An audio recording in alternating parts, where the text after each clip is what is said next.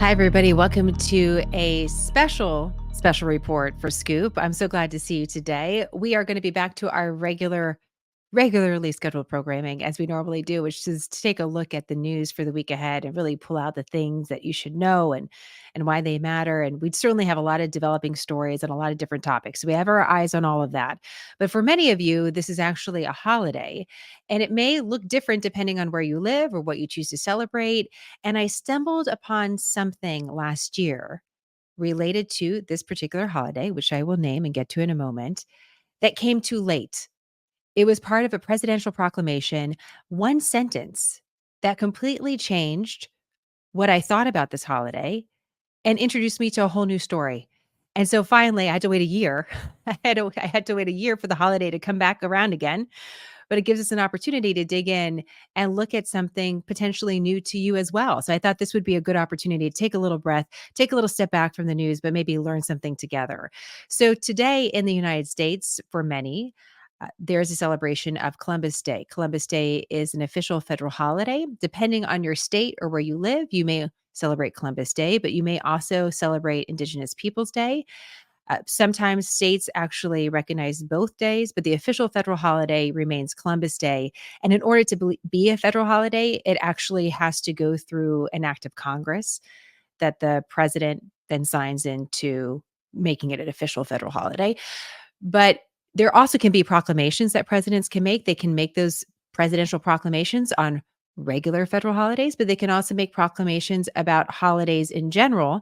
And President Biden actually became the first president in American history in 2021 to make an official proclamation on what is typically celebrated as the federal holiday for Columbus Day, where he proclaimed it as well Indigenous Peoples Day. So we have these two different identities, if you will, for this particular day in America. And I'm sure it goes without saying that over the years, there has been controversy and tension between these 2 days. For some, the celebration of this day is the beginning of a story. The Italian explorer Christopher Columbus uh, explores the unknown waters to the Europeans and hits a new world to them, and that begins a brand new chapter. For others, looking at this particular time in history, this is the beginning of the end of a story where some describe what happens next as the genocide of Native and Native American people. And so these are two really big, important topics, history changing topics, global history changing topics and moments that took place and that is recognized around this particular day. Why do we do it in October, by the way? Why do we actually have Columbus Day in October? It was October 12th, 1492, that Columbus first stumbled upon at that time the Bahamas. And so begins the story, or is the beginning of the end of the story, depending again on how you look at it. Maybe it's not the beginning of the end, the beginning of the end of a certain chapter in a story. So we have the tension between these two different topics. And this is not unfamiliar to probably any of us, but I wanted to take a closer look in order to give us the background to then deliver this next piece to you. Give us a little background on when did we start celebrating these particular days and how does that all work? So Columbus Day was actually first celebrated in America in 1792. So a long, long time ago. And it was a celebration of the 300th year anniversary of Columbus landing in the New World again to Columbus and obviously the Europeans. In 1892, so 100 years after that, President Harrison has an official proclamation about Columbus Day for the 400th anniversary of this particular landing. It's not a federal holiday. Again, doesn't go through an act of Congress, but this is when a president steps forward and says, this is what the nation is going to celebrate. I actually have a copy of that to share with you. But it wasn't until 1971, when this was an official act of Congress and Columbus Day becomes an actual holiday that now we celebrate second Monday in October. And so here we are. We still have the federal holiday. We're still celebrating it. So Indigenous Peoples Day goes back to, and these are again sort of general strokes. I just want to mention that Columbus Day was actually celebrated repeatedly in different parts of the country, specifically in the San Francisco Bay Area, where many of the Italian immigrants at the time were from Genoa or from northern Italy, where Christopher Columbus was also born and raised. There was celebrations of Columbus Day through the years there.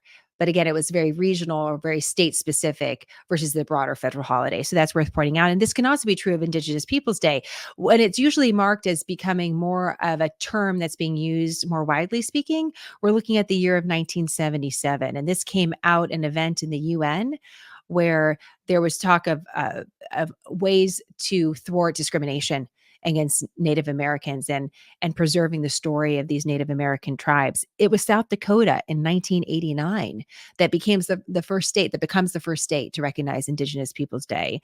And then in 2021, President Biden comes forward with his proclamation about the day on a more federal level. Now, Congress could added another federal holiday. We saw that with Juneteenth. And Juneteenth is actually a great example, depending on where you were raised in the country. My husband was raised in Texas. I was raised in San Francisco, California. I didn't know anything about Juneteenth until I was an adult. My husband was learning about Juneteenth when he was a baby in Texas. It was part of Texas history. And then now the nation is more awoken to it because it's now a federal holiday. It passed through both chambers of Congress and then wound up on the president's desk. So something could happen like that related to Columbus Day eventually, but it would have to be through an act of Congress. The president wouldn't be able to do that. But here's the proclamation that came up last year on Columbus Day from President Biden. And he can, again, issue a proclamation for Columbus Day. He can issue a proclamation for Indigenous Peoples Day. This is very typical of a president to be able to do this. But I want to show you this line. And again, this came up on the day last year. So I didn't have the time to properly prepare a report for you. And this is the line that I saw in this official proclamation from the White House. So it starts off with just overall a history of Christopher Columbus, the fact that he was sailing on behalf of Spain, that his roots trace back to Genoa, Italy. And then it gets down to the third paragraph. And it says this: things have not always been easy. Prejudice and violence often stalled the promise of equal opportunity. In fact, Columbus Day was created by President Harrison in 1892 in response to the anti Italian motivated lynching of 11 Italian Americans in New Orleans in 1891. And I thought, wait, what? I have been a citizen of this country for decades. I'm also Italian American. My family is, if I trace the roots of my family, they can go back to Genoa. I've never ever heard this. Let me just read it again. President Harrison created Columbus Day in 1892 in response to the anti-Italian motivated lynching of 11 Americans in New Orleans in 1891. Again, what are they even talking about? And that was just the passing reference that the proclamation goes on. It just kind of continues. It kind of talks about anti-Italian discrimination through the years. So this, of course, lit a fire in me. And I thought, well, we got to learn more about this story. What is this story really about? And how did that become the catalyst for Columbus Day? And how come I've never, ever learned that before? And maybe if you're from Louisiana or New Orleans, maybe you have, but I haven't. And so I wanted to share this with you. So in order to really talk about this story, I want to take you back. I want to take you back to post-Civil War in America. The end of the Civil War, Emancipation Proclamation brought so many different changes, historic changes in the country. One of the changes it brought was a really drastic economic change. You had entire society set up on an economy that was reliant on slavery. Suddenly, slavery is done. And now there's a question about what's going to happen to the economy. Where are you going to find labor?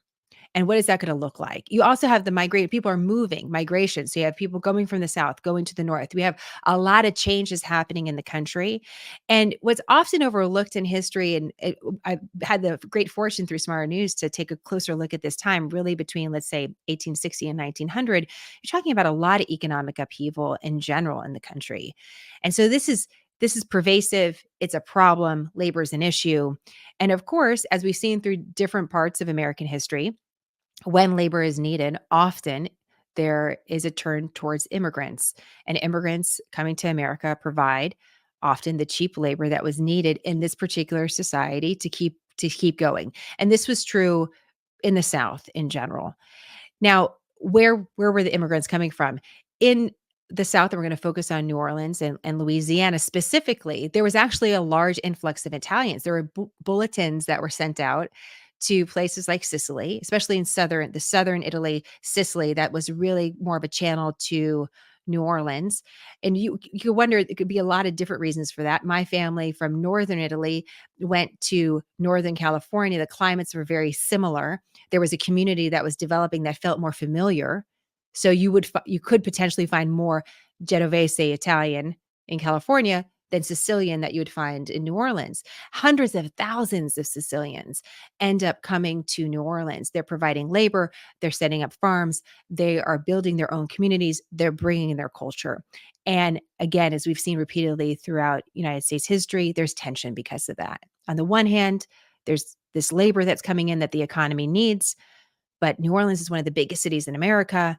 It's full of a lot of different people, a lot of different cultures, a lot of different personalities, and this is becoming very tense. It's becoming very tense in the city, especially now as the years move on and the Italians are becoming a little bit more established, a little more ingrained. And so each kind of phase of this immigration, there's some new tension brewing. So here's how the Library of Congress puts it. As immigration from Europe and Asia neared its crest in the late 19th century, anti-immigrant sentiment soared along with it. The US was in the grips of an economic depression, and immigrants were blamed for taking American jobs. At the same time, racialist theories circulated in the press. We're going to talk about the press in a moment, advancing pseudoscientific theories that allege that Mediterranean types were inherently inferior to people of Northern European heritage. Drawings and songs caricaturing the new immigrants as childlike, criminal, or subhuman became sadly commonplace. One 1891 cartoon claimed that if immigration was properly restricted, you would never be troubled with anarchism, socialism, the mafia, and such kindred evils. So, this is what's going on in America, broadly speaking. Now, we're going to zoom in a little bit on New Orleans. So, in New Orleans in the 1890s, again, a big bustling city, a port city, a lot going on there. There was a police chief, Chief Hennessy. And what we know of this story, actually, we rely on press coverage and sketchings that took place at that actual time. So we actually have a New York Times report that's going to, I'm show that to you next, that is is doing eyewitness reporting of the event that I'm going to describe to you. The precursor to this event happens when Chief Hennessy, the police chief of the city, he's walking home one night. You get this whole description. He's walking home. It's late at night. He's with a friend. It's almost midnight. He's walking down the cobblestone streets of New Orleans. If you've ever been there, you can kind of picture it. It's dark. His friend leaves him a block from his home. By the time Chief Hennessy, the police chief, gets to his home, somewhere out in the darkness rain bullets, and the police chief is murdered. He's shot. No one knows who did it. It was dark. His friend comes running up because they just had parted ways. He brings him to the hospital. They can't save him, and he dies. So this is in the fall, ironically, in the October of 1891. And a few months later, there's a trial. There's in the months that follow, there's a lot of wild theories about what happened. Maybe wild theories, maybe not. There's questions about whether or not the Italians were to blame. And there's some reports that the police chief, uttered a derogatory Italian term as he was dying to suggest that he was able to see who shot him. But there's also some thinking that, well, multiple people might have shot him at the same time and it was dark and we don't really know what happened. He's a police chief, he's a target. So we don't really know what took place. Either way, in New Orleans, a bunch of Italians are rounded up, and they decide in the criminal justice system at the time that 19 were put on trial. 19 Italians. Some of them are American citizens, by the way. These aren't just Italian immigrants that suddenly arrived. These are actual Americans, and some are not. But they're rounded up and they're put on trial. And they're found not guilty or they're acquitted. It kind of depends on who you're looking at here. But either way, no one's charged with this crime. There's not enough evidence. And so the public doesn't get what it wants, which is justice. This beloved police chief, he was murdered. Clearly, there's a question about this immigrant community, and no one's facing any charges. So now what? Well, something strange happens. After there's no charges, the Italians are not set free. They're actually put back in prison. They're being held. And the Italian consulate, sensing some concern for their safety, asks for more security. Like, if any of you have grown up in a city, You know that feeling in a city when suddenly there's something going on and it doesn't feel good. You can sense it in the air. Like, I wonder if that was the feeling that they were getting. There's something going on here. Something is brewing and it's not good.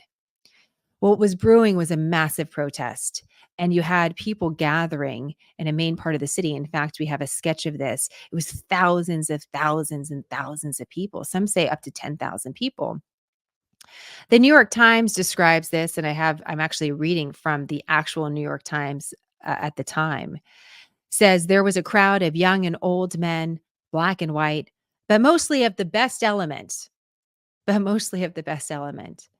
And they describe the scene that follows in the New York Times, which is a crowd that completely gets out of control. And in this surge for justice that they think they are going to get, breaks into the prison, finds, pushes all the police aside, gets the keys. Like the description in the Times is so vivid. It's like you were there. They're breaking through wall. They're going upstairs. They're chasing these guys. I mean, it's like this crazy, hysterical scene of a crowd that maybe was a protest is now a riot and is going after these men that they believe actually did murder the police chief. Eventually, they drag these men, 11 of them, out into the streets and they lynch them. They murder them in a variety of different ways. It is gruesome in detail, and we have another sketch. Don't worry, it doesn't show anything too graphic, but you see this crowd that's getting into a fever, and you're seeing the aftermath of what happened. It's a scene that even for some, I've seen a lot of graphic news as part of my job. Sometimes in social media, as I'm flipping through things, you stumble upon something and you think, I didn't want to see that horrible event. And you see it with your own eyes and you wonder, wow, did people past generations have to deal with this? Let me tell you, the New York Times and their graphic details of this is as graphic as anything that you see on social media this day. So this happens, this murder, this lynching, this public lynching. Some historians refer to it as one of the largest mass lynchings that ever happened in the United States. We have to be careful with that because we know that there was the press present for this. There was a certain dynamic at play. These were the Italians. And speaking of that, let me show you how the press handled this because there is a lesson here as well from the press. And you can see, we think, again, media bias is something that we just experienced. Let me show you what the New York Times said in uh, actually, I'm going to get a little bit of a closer picture for you here. I can show you a few different ways. If you're watching, if you're listening, what I'm doing is I'm just actually pulling up the actual New York Times. The New York Times has a time machine that you can look at, and it's a PDF of the paper in 1891. So here's what the New York Times reads: Chief Hennessy avenged. 11 of his Italian assassins lynched by a mob. Okay, guys, they were found not guilty. These are not criminally charged. I mean, they were criminally charged, pardon me, but these were not criminally prosecuted people. They were found not guilty by a jury of their peers. But the New York Times, the largest paper in the country at the time, one of the largest papers in the country, is saying, in a way, this is almost like a positive headline. Chief Hennessy avenged. 11 of his assassins lynched by a mob. Anyhow, the press was actually there. So that's why historians could say, as far as a group of 11 people being lynched, this is one of the largest. But of course, there's other events that have happened in American history where the press is not present. We don't have those sort of details. It's kind of a hard fact to prove. But this, you might actually see this if you want to dig into this, you might actually see that. So I think it's worth mentioning. So this takes place. And what is another layer to this entire story is this causes a diplomatic crisis. Remember, the Italian consulate asked for help. The city did not provide it. And in fact, the city doesn't do anything after this. These men are lynched, they're murdered, and no one is charged for that. Nothing happens after that. Life goes on. News travels to New York City. There's Italians that are gathering. There's concern about this event. Clearly, anti-immigration, immigrant sentiment is very high. Many different parts of the country. This seems to bring it into technicolor. This horrible event that's now getting national press, but there's no justice for anyone who did it. And I don't want to say it sort of fades into history, but it certainly has. We didn't hear about it. Many of us didn't hear about it until right now. So this is what President Harrison is faced with. Suddenly, Italy now there's a diplomatic crisis because Italy's saying, "Y'all aren't protecting any of our people, or people that were born or families or born in Italy that are now American." And there's a break in diplomatic relations of some kind. It's not very specific, but clearly this is an international affair now. And so as you see some of the write-ups for the proclamation by President Harrison, I'm gonna show you what it looks like right now. You see his proclamation issued just about a year later, 1892, a proclamation issued about a famous Italian. In his proclamation, he does not mention the word Italian. Interestingly enough, he does mention Christopher Columbus, but he does not mention the word Italian. But it's thought that one of the reasons he did this is not only was the 400th year past the moment in 1492 where Columbus is having this exploration, but it was to try to temper this anti-immigrant sentiment. And that's what President Joe Biden was writing about just last year. So that's part of the story. This is part of the story is about trying to counter hate and prejudice and discrimination.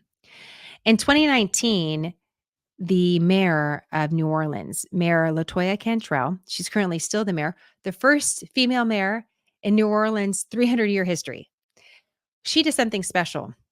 She decides to officially apologize on behalf of the city of New Orleans to the families impacted by this lynching. And I want you to hear what she has to say. I am here as this issue, in my opinion, is called for a formal apology. On March 14th, 1891, 11 Italians were made the victims of a lynch mob on the streets right here in the city of New Orleans. The city government at that time declined to seek justice for our people, and in fact was implicated in the violence.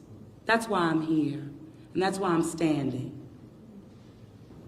This led to a rupture in Italian-American relations, and it was a serious, very serious injustice.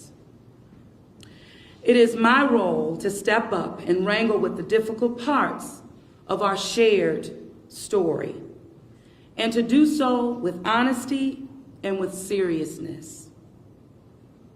What happened to those 11 Italians, it was wrong, and the city owes them and their descendants a formal apology.